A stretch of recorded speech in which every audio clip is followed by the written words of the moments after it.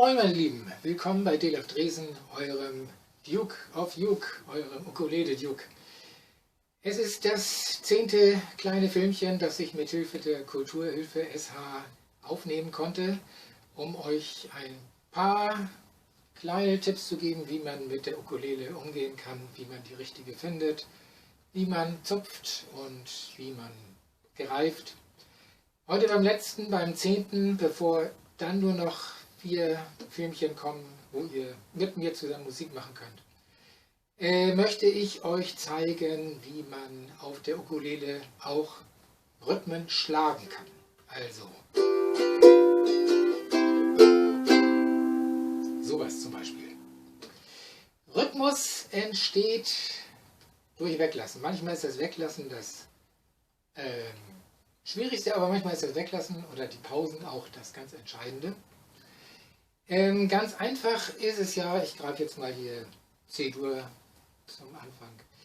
Wenn man gleichmäßig durchschlägt, 1, 2, 3, 4, 1, 2, 3,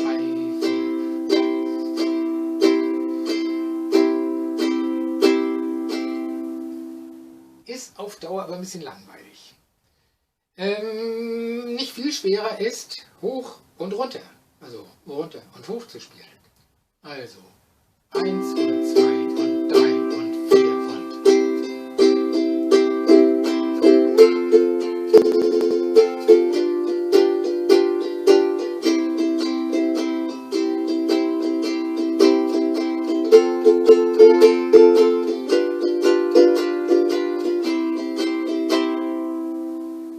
So, noch mehr verfeinern kann man es, indem man manchmal, wenn die Hand runter oder hoch sich bewegt, dabei nicht an die Saiten kommt.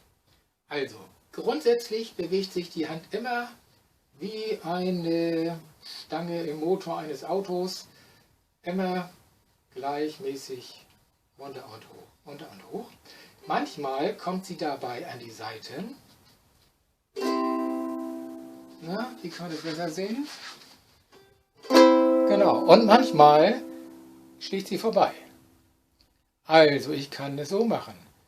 1 und 2 und 3 und 4 und 1 und 2 und 3 und 4 und 1 und 2 und 3 und 4.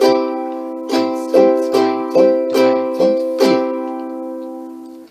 Oder ich lasse den Aufschlag nach dem ersten Schlag leise. 1, 2, 3 und 4.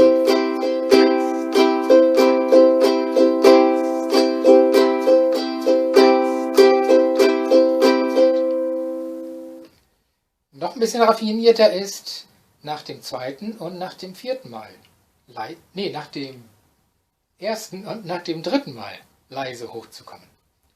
Also 1, 2 und 3, 4 und 1, 2 und 3, 4.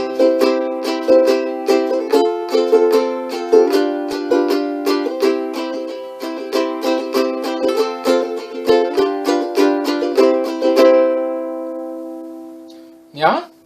So gibt es ganz verschiedene Rhythmen, zum Beispiel auch diesen.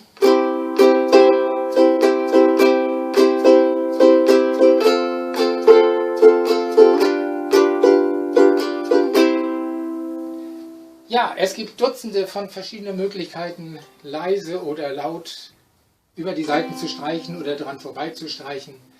Sowas findet ihr auf sogenannten Strumming Pattern Listen. Eine findet ihr auch auf meiner Internetseite mit einer ganzen Reihe von Strumming Patterns, von Rhythmen. Ja, und damit sind wir am Ende der 10. Stunde angekommen. Im Internet, wisst ihr, findet ihr ganz viele Tutorials von guten weiteren Ukulele-Spielern. Guckt sie euch an, da kann man immer verschiedene Sachen vertiefen. Mein Tipp ist aber trotzdem, sucht euch vielleicht für ein paar Stunden einen versierten Ukulele-Spieler, ob das jetzt der Lehrer einer Musikschule ist oder jemand, den ihr kennt, der sonst ganz passabel Ukulele spielen kann. Ein Ukulele-Spieler sieht, wo ihr ganz persönlich seid und kann euch Tipps geben, wo ihr vielleicht Stärken habt, wo ihr Schwächen habt oder wo ihr euch entwickeln möchtet. Das kann man ja auch sagen, wenn man einen echten Lehrer hat. Dann kann man ihm sagen, du, ich wollte eigentlich dies und jenes lernen. Ja?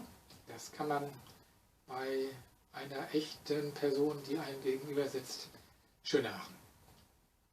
Ja, jetzt habe ich noch ein paar Lieder aufgenommen, ein paar Corona-Durchhaltelieder, wenn ihr die noch findet und Lust habt, euch sie anzuhören oder zusammenzuspielen, dann freue ich mich.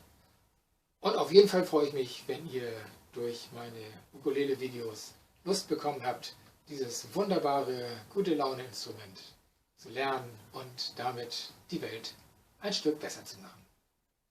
Tschüss, euer Detlef Driesen, euer Duke of Uke.